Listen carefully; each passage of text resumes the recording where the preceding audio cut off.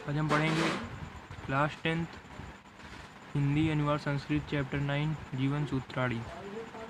तो ये महाभारत में यक्ष और युधिष्ठिर का संवाद भी इसे कहा जाता है। तो इसमें यक्ष ने युधिष्ठिर से ये सभी प्रश्न पूछे थे, उन्होंने इनके उत्तर दिए थे। चलिए देखते हैं उन्होंने क्या क्या पूछे थे। किंस्विद गुरुतरम भूमे, किंस्विद मतलब क्या, गुरुतरम गुरु का मतलब बड़ा होता है, तो यहाँ पर भारी भारी बताया गया है। किंस्विद गुरुतरम भूमे, भूमि मतलब भूमि, भूमि से भारी क्या है।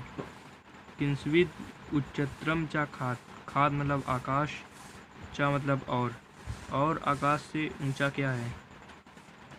किंस्विद शीघ्रतरम वाताद, वाताद वायु से, शीघ्रतरम तेज, किंस्विद क्या, वायु से तेज क्या है। किंस्विद बहुतर त्रिडात, और तिनके से अधिक घना कौन है। तो इसका उत्तर इस दूसरे श्लोक में है। माता गुरुतुरा भूमे, माता भूमि से भारी है। खात पितोच्च तथा, यहाँ पर पितोच्चतरा तथा मतलब और, पितो उच्चतरा, खात आकाश से ऊंचा पिता है। मन शीघ्रतरम वाताद, वायु से तेज मन है।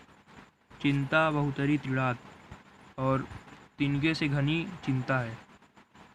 अब अगला, किंस्विद प्रवसतो मित्रम, प्रवसतो अर्थात परदेश में रहने वाले का, मित्रम मित्र, किंस्विद कौन है या फिर क्या है, अर्थात परदेश में रहने वाले का मित्र कौन है।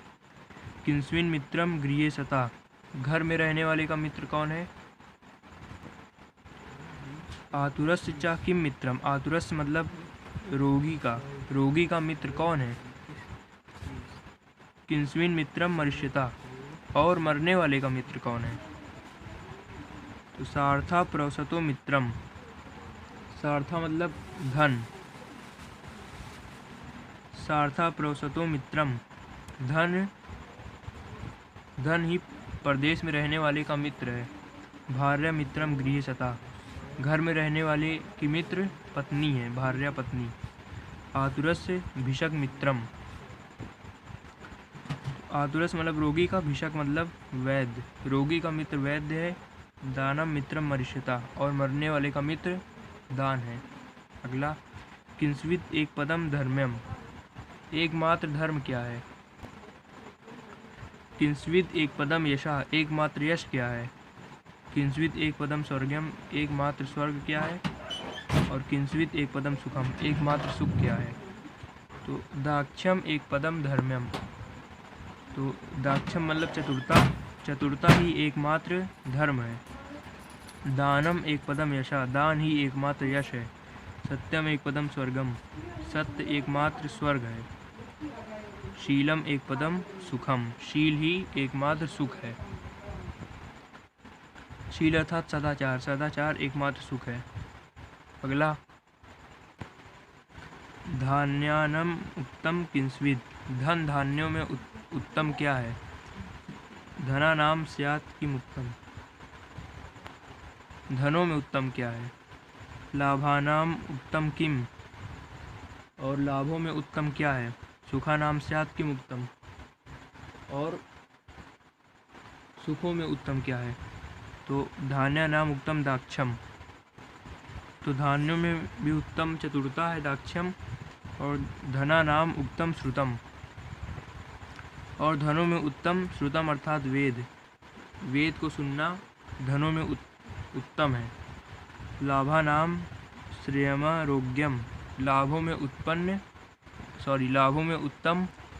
उत्तम है कि निरोग रहना, लाभों में अर्थात निरोग रहना उत्तम है।